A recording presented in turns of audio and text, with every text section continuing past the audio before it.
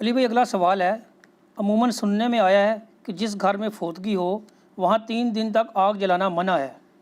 اگر واقعی ہی یہ اسلامی حکم ہے تو اس میں کیا حکمت پوشیدہ ہے، اور ان 3 دنوں میں میت والے گھر کے اہل خانہ اپنے کھانے پینے کا انتظام کیسے کریں گے؟ میت پر سوگ کرنے کے حوالے سے قرآن و حدیث کی روشنی میں صحیح معلومات بیان کر دیں۔ دیکھیں جی، یہ جو پبلک میں مشہور ہے نا کہ 3 دن وہاں چولہا نہیں جلے گا، یہ اس طریقے سے نہیں تھا۔ یہ جامعہ ترمذی میں اور سنن ابی داؤد میں حدیث موجود ہے، نبی صلی اللہ علیہ وآلہ وسلم کے جب کزن سیدنا جعفر شہید ہوئے غزوہ موطا کے اندر، جنگ موطا کہہ لیں، تو آپ علیہ السلام نے اس موقع پہ فرمایا تھا کہ جعفر کے گھر والے لوگ غم کی کیفیت میں ہیں تو تم ان کے لیے کھانے کا انتظام کرو۔ ظاہر ہے جس گھر کے اندر میت ہوگی ان کے لیے پھر باقی معاملات کو لے کے چلنا مشکل ہو جائے گا۔ یہ عوام میں جو مت مشہور ہے نا کہ 3 دن وہاں چولہا نہیں جلنا چاہیے، یہ واجب ہے کہ قریبی رشتہ دار ہی ادھر کھانا بھیجیں گے، یہ اس طریقے سے نہیں ہے۔ بہتر تو یہی ہے کہ قریبی رشتہ دار دیں کہ وہاں کھانا نہ پکایا جائے۔ سوگ کا تعلق کھانے کے ساتھ نہیں ہے، سوگ کا تعلق زینت کرنے کے ساتھ ہے۔ اب اس گھر کے اندر چولہا تو نہ جل رہا ہو، ٹی وی چل رہا ہو، اس کے اوپر وہ گانے بھی چل رہے ہوں یا گانوں والے اشتہارات چل رہے ہوں، تو بھی کون سا سوگ ہو رہا ہے؟ سوگ کا تعلق ہے کہ زینت کی کوئی چیز اڈاپٹ نہیں کرنی، جو بخاری مسلم میں آتا ہے، نبی علیہ السلام فرمایا جو عورت اللہ اور یوم آخرت پہ ایمان رکھتی ہے اس کے لیے حلال نہیں ہے کہ وہ کسی بھی میت پہ 3 دن سے زیادہ سوگ کرے سوائے اپنے خاوند کے۔ 4 مہینہ 10 دن کرے گی، جو سورۃ البقرہ میں ہے، اور وہ بھی اگر وہ پریگننٹ ہے تو وہ وضع حمل ہونے کے بعد اس کا سوگ آٹومیٹکلی ختم ہو جائے گا، چاہے وہ پہلے ہو جائے چاہے وہ 5-6 مہینے بعد ہو، اس کی عدت اور سوگ دونوں ختم ہو جائیں گے۔ بخاری مسلم میں حدیث موجود ہے۔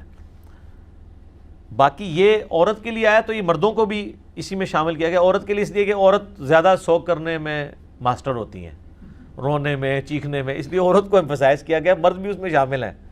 یہ نہیں ہے کہ یہ عورت سوگ کرے گی اور مرد نہیں کرے گا۔ حتیٰ کہ مسلم شریف میں آتا ہے کہ ایک عورت تھی، اس کا خاوند فوت ہو گیا تو اس کی آنکھوں میں مسئلہ تھا، تو وہ اس کی ماں اجازت کے لیے آئی کہ یہ سرما لگا لے، تو نبی صاحب نے اجازت نہیں دی، آپ فرمایا نہیں، سرما نہیں لگائے گی۔ حتیٰ کہ بخاری مسلم میں آتا ہے جب وہ اس طرح نبی علیہ السلام تک چیزیں اس طرح کی پہنچتی تھی تو پھر آپ علیہ السلام پھر کہتے تھے کہ یار زمانے جاہلیت میں تو تمہاری عورتیں 1-1 سال اپنے خامدوں کے اوپر اتنا سوگ کرتی تھی کہ وہ گھر کی کوٹری سے باہر نہیں نکلتی تھی۔ باقاعدہ ان میں ایک رسم تھی، وہ بکری پھر وہاں گھسائی جاتی تھی، اور پھر وہ بکری بھی مر جاتی تھی، پھر اس کی وہ مینگنیاں جو پتہ نہیں کیا کر کے، تو وہ پوری ایک رسومات ہیں جو بخاری مسلم میں آئے۔ حضور نے فرمایا کہ تمہیں اللہ تعالیٰ نے اس سے چھڑا کے 4 مہینے 10 دن پہ لے کے آئے، تو اب تم اس سے بھی بھاگ رہی ہو۔ ٹھیک ہے، سوگ کرے گی اور سوگ کے دوران وہ گھر سے باہر نہیں نکلے گی، زینت نہیں کرے گی۔ یہ نہیں کہ کھانا پینا چھوڑ دے گی یا داماد سے پردہ کرنا شروع کر دے گی۔ بھائی ان لوگوں سے پردہ بعد میں بھی ہے سوگ میں جن سے سوگ سے پہلے بھی تھا۔ کسی ایکٹیویٹی میں حصہ نہیں لے گی، اور جس گھر میں فوتگی ہوئی ہے اگر وہ وہاں پہ ہے وہ وہیں پہ اپنا سوگ کرے۔ ہاں اگر وہاں اس کا کوئی رشتہ دار نہیں ہے، وقتی طور پہ جس طرح بعض اوقات عورتیں باہر کے ملک سے اپنے خامند کو دیکھنے کے لیے ادھر آئی ہیں اور ادھر خامند فوت ہو گیا ہے، اولاد ابھی ادھر ہے، تو وہ پھر واپس جا سکتی ہے۔ وہ بخاری مسلم میں حدیث اس کو سپورٹیں موجود ہیں کہ وہ عورت اپنے اس گھر میں جا سکتی ہے، اس کا وہ ٹریولنگ کرنا گناہ شمار نہیں ہوگا۔ اس طریقے سے جو عورت حج اور عمرے کے لیے گئی ہے اس کے لیے اب عدت یہ نہیں ہے کہ وہ اب وہ منا کے خیمے میں بھی بیٹھی رہے، وہ سفر بھی کر سکتی ہے، ہاں زینت نہیں کرے گی۔ اور اس طریقے سے عام گھر میں بھی جو عورت ہے اگر بیمار ہو جاتی ہے اس کو ہاسپٹل لے کے جانا پڑ جاتا ہے، ایز اے لاسٹ ریزارٹ تو آپ اسے لے کے جا سکتے ہیں، لیکن سبزی لینے کے لیے وہ گھر سے باہر نہیں نکلے گی، کوئی چیز لینے کے لیے نہیں، اس کے ساتھ جو لوگ اٹیچ ہیں وہ کریں گے۔ اور کئی لوگ کہتے ہیں نہیں جی وہ ہماری تو دادی ماں کی عمر جی 80 سال ہو چکی ہے تو عدت کریں گی، 80 کے 180 سال ہو، عدت تو کرنی ہے، سوگ تو کرنا ہی کرنا ہے، ٹھیک ہے، وہ اپنی جگہ موجود ہے۔ تو یہ جو کھانے کا تعلق اس وجہ سے کہ وہ کنڈیشن کیٹاسٹرافک ہے، ورنہ اگر وہ گھر میں چولہا جلا لیتے ہیں تو کوئی حرام نہیں ہے، کسی حدیث کے اندر اس کی ممانعت نہیں آئی ہے۔ اور ویسے بھی آپ کیا چولہا تو آپ ویسے ہی نہیں لوگ جلاتے ہو، دیگ منگوانی پڑ جاتی ہے، اتنے رشتہ دار آ جاتے ہیں، تو چولہا تو ویسے آج کل کو نہیں جلتا، چائے وغیرہ کے لیے جلتا ہوگا، ادروائز تو اتنے رشتہ دار آئے ہوتے ہیں کھانا منگوانا پڑ جاتا ہے. بلکہ ابھی تو 40ویں کے باقاعدہ کارڈ چھپنے شروع ہو گئے ہیں. اخبارات میں تو اشتہارات پہلے آتے تھے, کارڈ بھی چھپتے ہیں. یہ ایک اس طرح کی بدعات اور رسومات نے ایک غریب آدمی کا تو جینا مرنا ہی مشکل کر دیا ہے. جینا تو مشکل تھا, مرنا بھی مشکل کر دیا. کئی ایک ایشوز کے ساتھ جو ہے نا وہ اٹیچ ہوئے ہیں. اچھا, سوگ میں یہ یاد رکھیے گا کہ یہ دو ٹرمز ہیں, سوگ اور عدت. اس کو سمجھ لیں. عدت ہے متعلقہ عورت. عدت کہتے ہیں ایسا پیریڈ جس میں وہ نیا نکاح نہیں کر سکتی.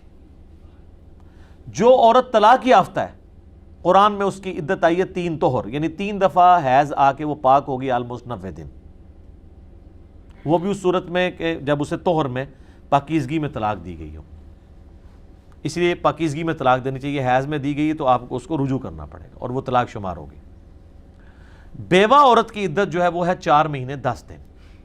بیسیکلی وہ اس کا سوگ ہے. یہ سورۃ البقرہ میں آیا ہے, بخاری مسلم میں ڈیٹیل موجود ہے.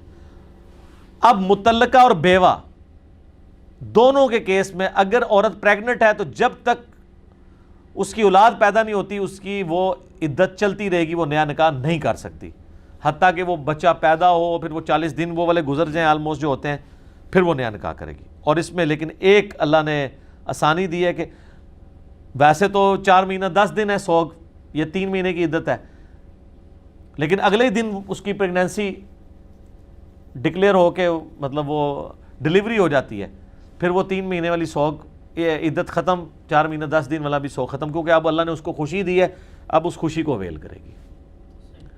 ابو داؤد ترمذی ابن ماجہ میں آتا ہے کہ جس عورت نے خلا لیا ہے اس کی عدت 1 مہینہ ہے.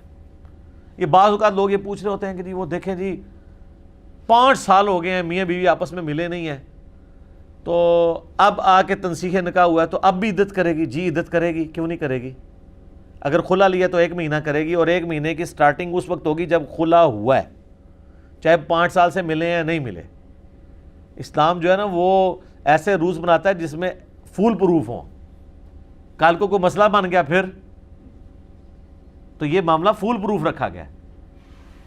5 سال چھوڑ کے 10 سال کی ناراضگی ہے, جب وہ طلاق دے گا اس دن سے عدت شمار ہونا شروع ہوگی اور پھر آگے کے دن شمار کیے جائیں گے. تو یہ جو سوگ کے والے سے کہا گیا نا گھر میں چولہا نہیں جلنا, تو یہ سوگ کا یہی طریقہ ہوگا 3 دن تک کے لیے. باقی اس میں جو دعائیں آئی ہیں انا للہ و انا الیہ راجعون اللہم اجرنی فی مصیبتی واخلف لی خیرا منہا, اور دعائیں آئی ہیں. میت کے لیے آپ دعائیں مغفرت کر سکتے ہیں. باقی یہ جو 40ویں قرآن پڑھ کے بخشنا اس کی کوئی اصل نہیں ہے. ویسے آپ نے دعا کرنی ہے, ہاتھ اٹھا کے بھی کر لیں, کوئی حرج نہیں. بخاری مسلم میں نبی الاسلام نے ایک صحابی کے مرنے کے بعد یوں ہاتھ اٹھا کے دعا کی تھی کہ بغلوں کی سفیدی بھی نظر آئی, کیونکہ آپ نے اوپر چادر لی تھی, نیچے تہمت تھی. تو جواز ہے, قبر پہ بھی جا کے دعا کر سکتے ہیں. یہ ایک ڈیٹیل طرف ٹاپک ہے. مسئلہ 74 میرا اصالہ ثواب کے اوپر ریکارڈڈ موجود ہے. باقی سوگ کے حوالے سے میں نے آپ کو بتا دیا کہ 3 دن سے زیادہ سوگ نہیں ہے. اس کو میں کنکلوڈ کرتا ہوں اس حدیث کے اوپر, بخاری مسلم دونوں میں موجود ہے. جب ابو سفیان فوت ہوئے تو سیدہ ام حبیبہ جو نبی الاسلام کی بیوی تھی, انہوں نے باقاعدہ 3 دن کے بعد زرد رنگ لا کے اپنی گالوں پہ ملا, سرما لگایا, اپنے جسم پہ ملائی, یعنی اعلانیہ عورتوں کے سامنے اظہار کیا اپنی عدت اس کا سوگ کے ختم ہونے کا. تو لوگوں نے کہا کہ یہ مطلب یہ کرنا کوئی ضروری تو نہیں تھا. انہوں نے کہا کہ میں نے نبی علیہ السلام سے سنا ہے کہ جو عورت اللہ اور یوم آخرت پہ ایمان رکھتی ہے تو اس کے لیے جائز نہیں کہ وہ 3 دن سے زیادہ کسی کے اوپر سوگ کرے سوائے اپنے خاوند کے.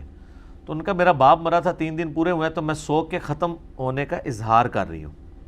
اب آپ اندازہ کریں کتنے نے کیا ہوئے گا, ہائے نہیں تیرے تو پیو مرے ہے, 3 دہاڑے تجھے تو 3 دہاڑے بونس ہی کاٹ دینے سن.